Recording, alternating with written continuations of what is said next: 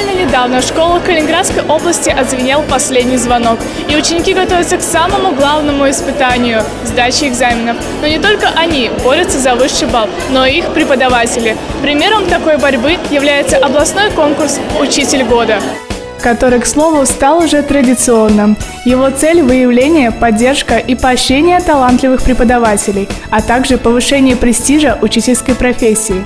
В этом году в конкурсе приняли участие почти 60 педагогов со всего Янтарного края. Я не мог не прийти и не поздравить самых лучших. Я так думал, что в нашем регионе в школах работают самые лучшие. Но сейчас мы честно...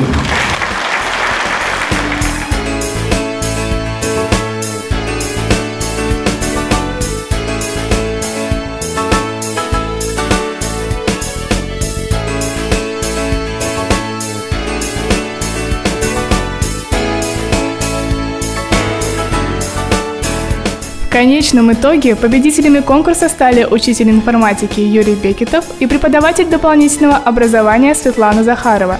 Стоит также отметить, что триумфаторов регионального первенства ждет аналогичный, но уже всероссийский конкурс.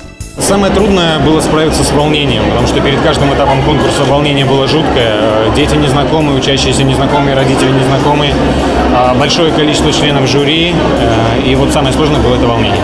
Я, наверное, дети согласятся, если они увидят меня, услышат и порадуются, естественно, что я живу с ними, я как вторая мама, и свое сердце отдаю детям. Я думаю, что финалисты этого года имеют большие шансы проявить себя на всероссийском этапе. Ну, может быть, не победители, но я думаю, десятка будет наша, и педагогу дополнительного образования, и по учителю года.